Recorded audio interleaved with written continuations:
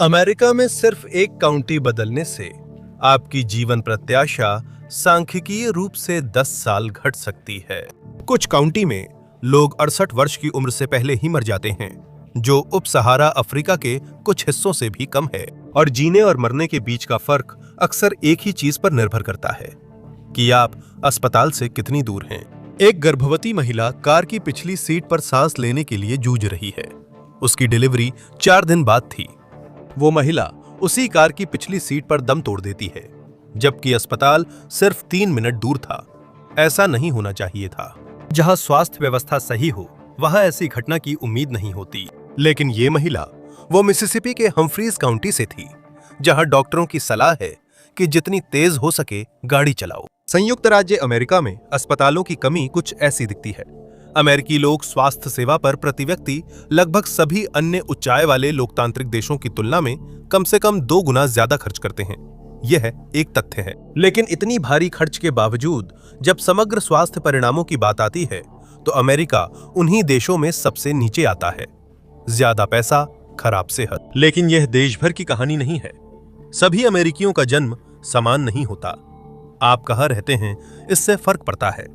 America में स्वास्थ्य की समस्या सिर्फ मोहल्लों तक नहीं, पूरे राज्यों में है। लेकिन अगर आप और करीब से देखें, तो ये काउंटियों की भी बात है। ऐसी काउंटियां जहां स्वास्थ्य से जुड़ा सांख्यिकीय डेटा दुनिया के कुछ सबसे गरीब देशों के बराबर है। राज्यों के बीच आप जीवन प्रत्याशा में 10 साल का अंतर देख सकते हैं।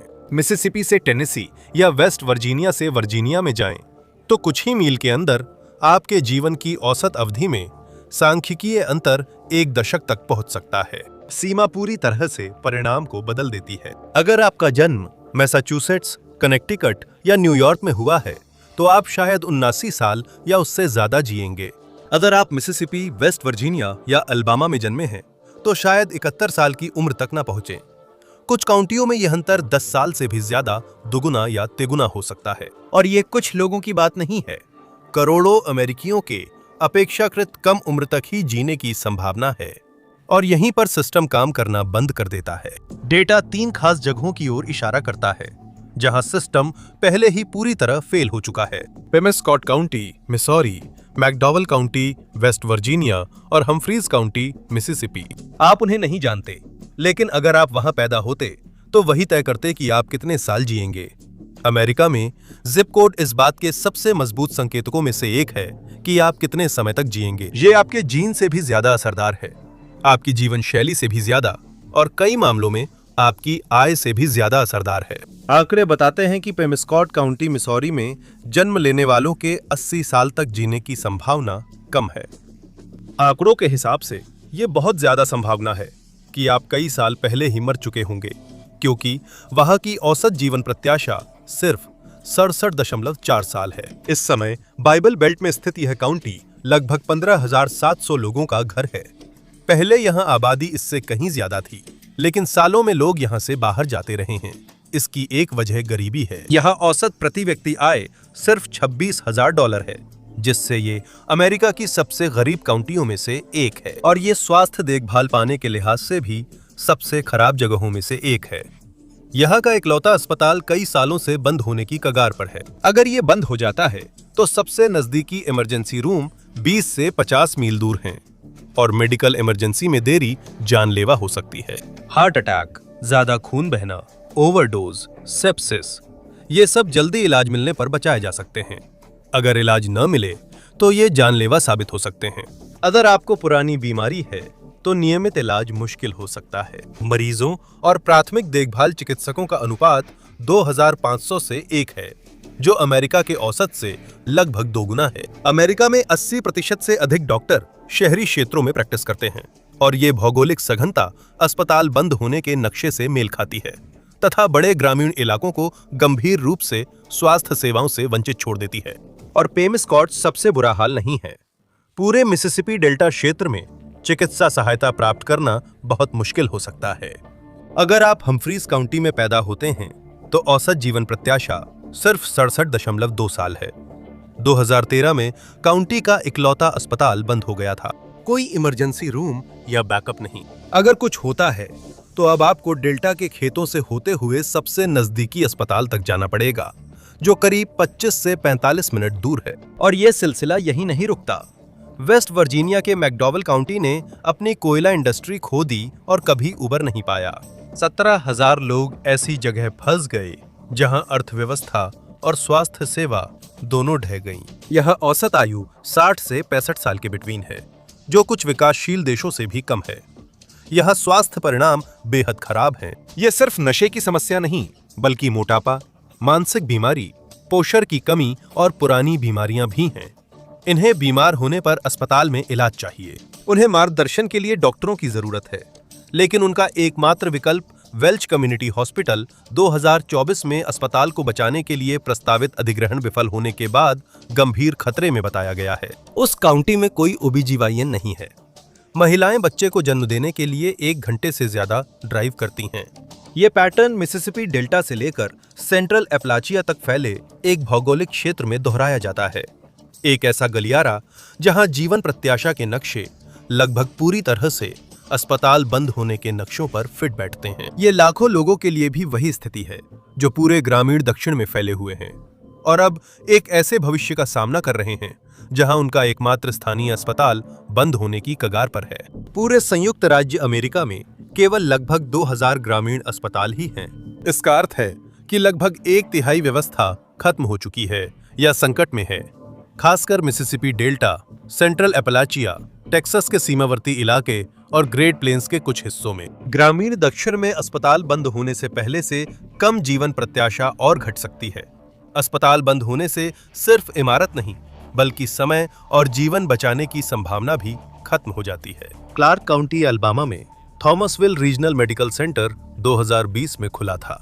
काउंटी के निवासियों ने राहत की सांस ली थी कि मीडिया के अनुसार अस्पताल में अत्याधुनिक उपकरण थे, लेकिन 2024 तक अस्पताल बंद हो गया था। अभी क्लार्क में अगर मरीजों को गंभीर चोट की आपात स्थिति हो जाए तो उन्हें मोबाइल शहर तक 90 मिनट की यात्रा करनी पड़ती है। इस बढ़े हुए इंतजार के समय का मतलब हो सकता है कि इलाज योग्य स्थितियां स्थायी नुकसान में बदल जाएं या कोई व्यक्ति बेवजह मर जाए।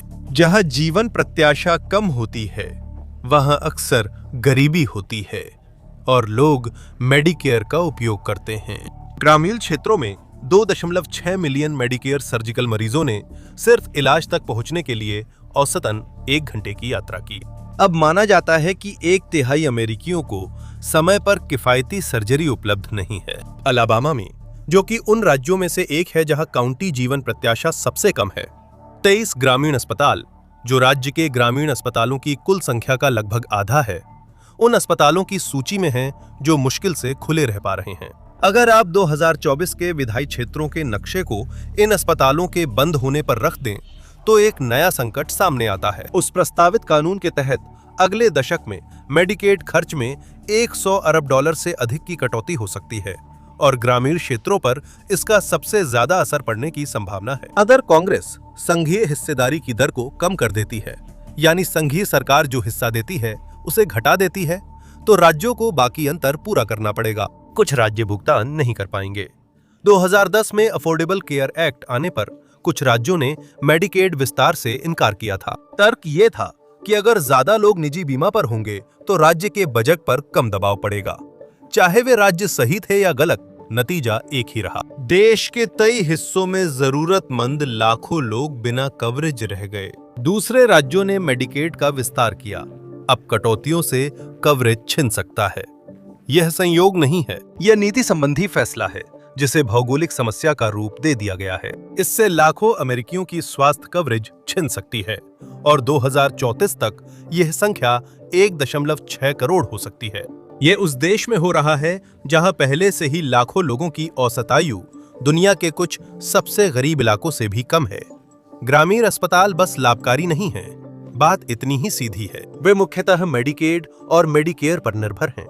उनसे मिलने वाले भुगतान अक्सर लागत पूरी नहीं कर पाते, जिससे घाटा होता है। वे या तो दरवाजे बंद करते हैं या बड़ी स्वास्थ्य प्रणालियों द्वारा खरीदे जाते हैं। कागजों पर यह एक रेस्क्यू पैकेज जैसा लग सकता है, लेकिन असल में ये समेकन है और इसका मतलब है उन चीजों को काटना जो मुनाफा नहीं देती। तो ग्रामीण अस्पताल बंद हो जाते हैं और बर्बादी भी पैसे के रास्ते चलती है। ग्रामीण मिसिसिपी में एक महिला फर्श पर पड़ी है, सांस नहीं ले रही। उसके हाथ पर एक बेल्ट बांधी गई है।